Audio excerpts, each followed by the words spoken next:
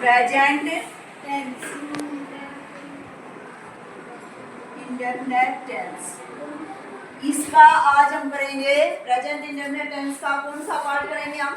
Negative part. यानी कि present indefinite tense का हमने पहले कल परसों किया था सिंपल सेंटेंस, अफर्मेटिव सेंटेंस के पार्ट किए थे ना। अफर्मेटिव जो सेंटेंस थे उसके रूल करके उसके कुछ सेंटेंस बनाए थे हमने, ठीक है। तो आज हम क्या करेंगे? नेगेटिव सेंटेंसेस की। इसका सेकंड पार्ट है नेगेटिव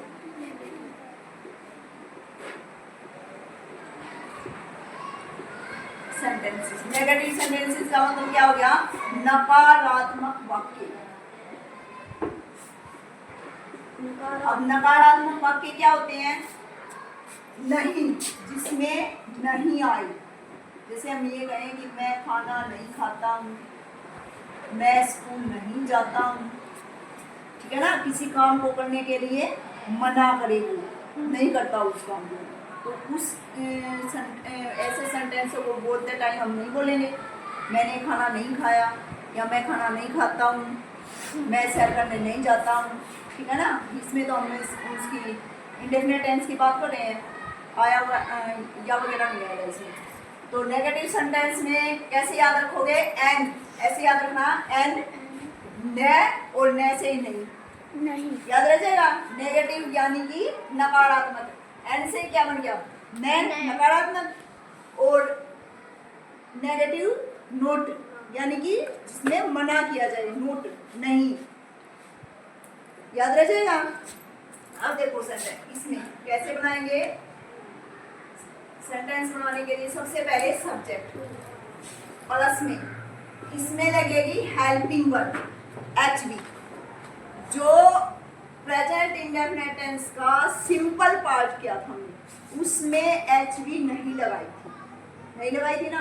क्या किया था उसमें? सब्जेक्ट के बाद हमने सीधा मेन वर्ब लगाई थी, और जो मेन वर्ब थी उसके साथ हमने SEIS कब लगाया था? अगर सब्जेक्ट सिंगल में था, सिंगुलर पर्सन या सिंगल चीज हो कोई सब्जेक्ट में, तो उस मेन वर्ब के साथ हम SEIS लगा रहे थे। और अगर सब्जेक्ट यहाँ पे प्लूरल में था तो हम मेन वर्ब को ऐसे ही रख रहे थे जैसी है, उसके साथ कोई SEIS नहीं लगा रहे थे, ठीक है। तो इसमें प्रेजेंट इंडेफिनिट टेंस का जो नेगेटिव सेंटेंस है इसमें HV लगेगी। HV मतलब हेल्पिंग वर्ब लगेगी, ठीक है। और हेल्पिंग वर्ब का मतलब क्या होता है हिंदी में? सहायक क्रिया। HV क्या लगेगी इसमें? डू और डज। अब देखो मैं बताऊंगी कैसे लगाना आपको। उसके बाद लगेगा नोट, और नोट के बाद लगेगा वर्ब की फर्स्ट फॉर्म सिंपल में, देखो। और उसके बाद लगेगा ऑब्जेक्ट, और फिर स्टॉप रहेगी, ठीक है। अब आप ये कहोगे कि मैडम यहाँ डू या डज आ गया तो ये वर्ब की फर्स्ट फॉर्म सिंगल में आ गई, ये क्यों आई? देखो ध्यान से, ये डू या डज जो हेल्पिंग वर्ब आ गई ना हमारी यहाँ पे, जो ये डज है ना, ये एक पहले तो डू ही थी, इस डू के साथ एक हमने जोड़ दिया ES। ये क्यों जोड़ा? अगर सब्जेक्ट, देखो अगर हमारे पास सब्जेक्ट क्या है कि वही सिंपल में जो सिंगल चीज थी ना, सिंगल में हो, यानी कि एक हो सब्जेक्ट, एक का मतलब है सिंगुलर पर्सन में आए या कोई एक चीज में हमारा सब्जेक्ट आए, सिंगल में आए, ही, सी, इट, नेम, या सिंगुलर पर्सन, कोई भी सिंगुलर पर्सन हो, तो उसके साथ जो हमने मेन वर्ब के साथ SEIS लगाई थी ना, मेन वर्ब के साथ, इसको ध्यान से देखो कंफ्यूज नहीं होना। जो मेन वर्ब के साथ हमने SEIS लगाई थी ना सिंपल सेंटेंस में, वो यहाँ पे ये जो डू है ना, इस डू के साथ ही ES लग के और ये बनेगी डज, ये हेल्पिंग वर्ब डज आ जाएगी। और जब ये ES इस हेल्पिंग वर्ब के साथ ही जुड़ गया, यानी कि एक डू थी, डू के साथ अगर सिंगल में है तो ES लगा के इसको डज बना लिया। तो डज अगर यहाँ पे आ गई तो इसमें मेन वर्ब के साथ फिर दोबारा से हमें SEIS लगाने की जरूरत नहीं है, क्योंकि हमने इसको जो हेल्पिंग वर्ब है उसी में ले लिया, ठीक है। और अब अब इसके साथ जो मेन वर्ब है ये क्या आ गई, सिंपल में ही आ जाएगी, इसके साथ कोई ऐसे नहीं मिलेगा। समझ में आ गया? यस। और अगर सब्जेक्ट क्या था, अगर सब्जेक्ट क्या थे, आई, वी, यू और दे, और क्या थे, प्लूरल, प्लूरल में थे। यानी कि हमारा सब्जेक्ट अगर प्लूरल पर्सन हो, जैसे वी हो, या बहुत सारे बच्चे हो, बहुत सारे आदमी हो, गर्ल्स हो, कुछ भी हो, यानी कि प्लूरल में हो, लड़कियां तो वो क्या लेंगे, हेल्पिंग वर्ब डू। इसके साथ देखो सिंगल, उसमें सिंपल सेंटेंस में हमने जब हमारे ये सब्जेक्ट क्या थे, प्लूरल में थे, तो उनके साथ भी हमने मेन वर्ब को सिंपल में लगाया था ना, कोई मेन वर्ब के साथ ऐसे नहीं जुड़ा था ना।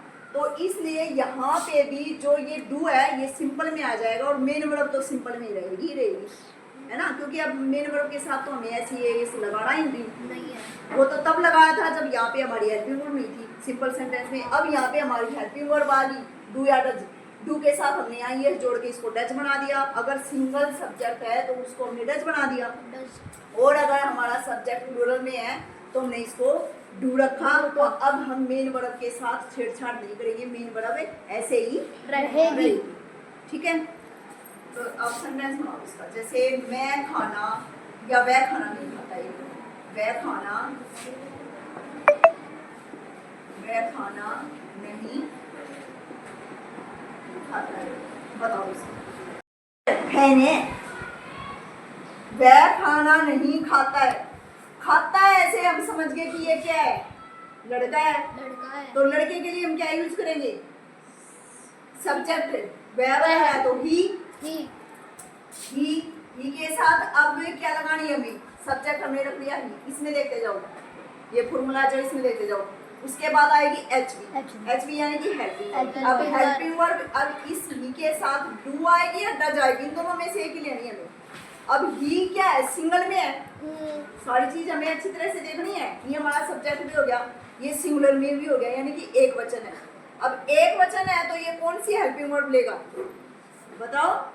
ये लेगा डज, ईएस वाली लेगा ना, मैंने बताया था ना। देखो हमने सिंपल सेंटेंस में जब एक वचन वाला जो सब्जेक्ट था वो मेन वर्ब के साथ एस ले रहा था ना, ये बताई थी ना। जो आदमी अकेला है वो मांगेगा एस, वो क्या कहेगा, मुझे मेन वर्ब के साथ एस जोड़ के दे दो। लेकिन यहाँ पे मेन वर्ब के साथ एस जोड़ के नहीं देंगे, यहाँ पे हमने इसको पहले ही हेल्पिंग वर्ब दे दी। अब हेल्पिंग वर्ब ये कौन सी लेगा, एस वाली लेगा ये, तो इसमें एस खाली नहीं आएगा, इसमें ईएस ही जुड़ा हुआ है, डू के साथ डज बन गई। ठीक है, तो इसमें क्या आ गया, ही डज। उसके बाद नोट, और मेन वर्ब क्या होगी, वर्ब क्या इसमें, जो खाना मुंह से चबा के ईट, तो ईट सिंपल में आ गई। फर्स्ट वर्ब ऐसे ही he does not eat food, food क्या हो गया हमारा, object. He does not eat food, अगर समझ। अब एक और बनाएं, वे स्कूल नहीं जाते, नेगेटिव बनाने हैं ना, वे स्कूल नहीं जाते। अब देखो वे का क्या हो गया, वे क्या है, वे स्कूल नहीं जाते हैं, इसका मतलब हमारे सब्जेक्ट क्या है, ज्यादा है। तो वे का क्या हुआ, दे, सब्जेक्ट दे के साथ अब हेल्पिंग वर्ब क्या लगेगी, डू या डज, डू, क्योंकि अकेला अगर सब्जेक्ट होता तो वो अपने साथ एस वाले को मांगता, क्योंकि वो अकेला है, डज अकेला था वो। हाँ। वही प्रोसीजर है जो हमारा सिंपल सेंटेंस में किया था, जब सिंगुलर पर्सन था, यहाँ पे सब्जेक्ट है वो मेन वर्ब के साथ एस मांग रहा था। तो इसमें ये अगर सिंगल होगा तो हेल्पिंग वर्ब के साथ ही एस जुड़ के आ गया, डज बन के आ गया, डू के साथ ही एस लग गया ना, डज बन के आ गया।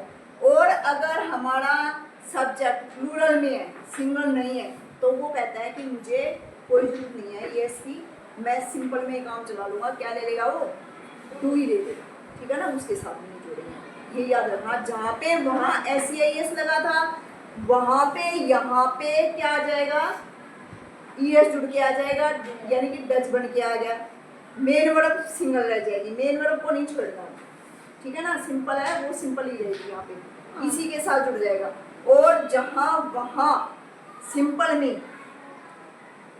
एस नहीं लगा था तो यहाँ भी हेल्पिंग वर्ब सिंपल में आ गई, डू ही आई, उसके साथ भी एस नहीं लगाया, याद रह जाएगी ये बात। दे डू नॉट,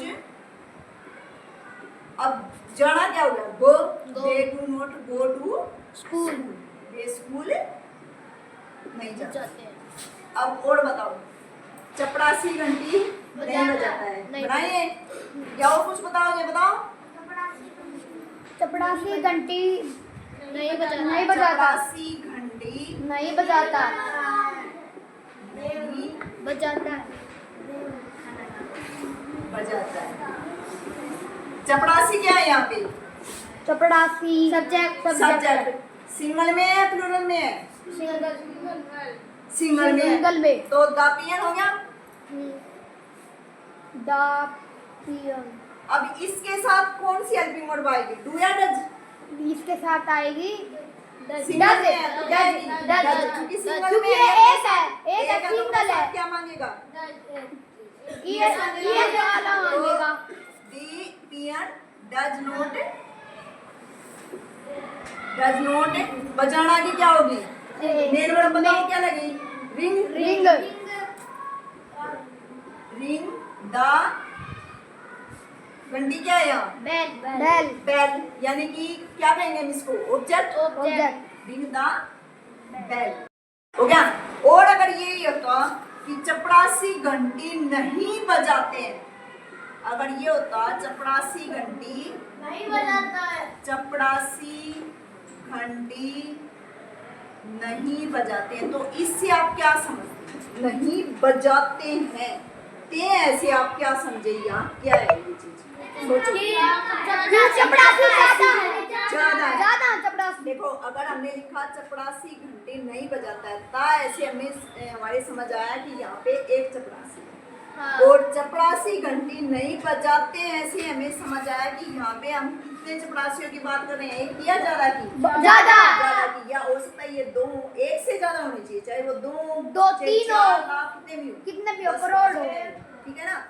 तो चपरासी से यहाँ नहीं बजा, चपरासी घंटी नहीं बजाते, इसका मतलब ये चपरासी सब्जेक्ट हुआ, ये सिंगल में हुआ है प्लूरल में, सिंगल ना, इसमें हुआ है प्लूरल में हुआ, बहुवचन हुआ ना, बहुत सारे चपरासी हैं। हाँ, तो बहुत सारे। दीपियन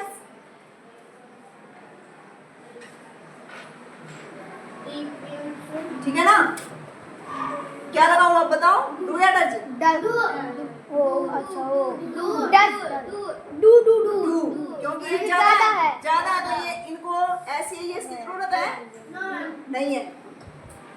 डू नॉट रिंग, रिंग ऐसे ही आ जाएगा, यहाँ पे हो रहा जो एस वाला प्रोसीजर है वो यहाँ हो रहा उनका मैटर क्लियर। अब आगे इसको सिंपल छोड़ दो, ये फ्री हो गया मेन वर्ब, ये कहती है मेरे को कुछ नहीं चाहिए, अब इसी के साथ जोड़ दो जो जोड़ना है, ठीक है ना, हेल्पिंग वर्ब के साथ। तो रिंग द बेल, देखो क्या चेंज हुआ, सिर्फ इसमें ये प्लूरल बन गया, तो यहाँ पे सिंगल था तो डज हुआ, यहाँ पे ये प्लूरल हो गया तो क्या हुआ, यहाँ पे डू हुआ, क्योंकि ये ज्यादा है तो डू आ गया, इनको नहीं वो डज नहीं लगेगा, याद रह जाएगी ये बात।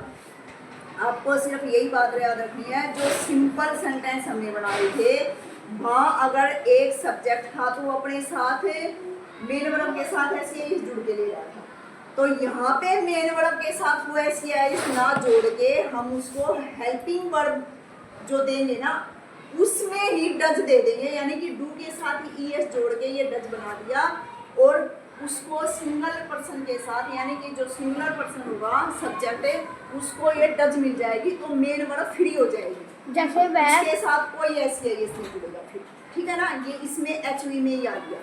और अगर हमारा सब्जेक्ट प्लूरल में है, आई वी यू दे बहुवचन में है हमारा सब्जेक्ट कोई भी, तो उसके साथ हमें जहाँ सिंपल में एस नहीं लगा रहे थे ना, तो इसमें भी नहीं लगाएंगे, हम इसको खाली सिंगल में डू दे देंगे, इसके साथ एस या एस नहीं लगाएंगे, एच वी जो है हमने डू दे दी और मेन वर्ब तो फ्री है ही इसमें फिर समझ में आया। तो ये प्रोसीजर याद रखना आपने, जो ये रूल है इसका नेगेटिव सेंटेंस बनाने का, सब्जेक्ट प्लस में एच वी डू या डज, डू किसके साथ आएगा प्लूरल सब्जेक्ट के साथ, डज किसके साथ आएगा सिंगल सब्जेक्ट के प्लस साथ, नोट और प्लस नोट जो नहीं आ रहा है सेंटेंस में नकारात्मक के लिए नोट नोट तो लगेगा ही, और फिर जो मेन वर्ब है वो फ्री होगी, यानी कि वो किसमें आ गई अपने आप में, जैसे या फर्स्ट फॉर्म में वैसे ही आ गई, उसके साथ कुछ नहीं लगाना।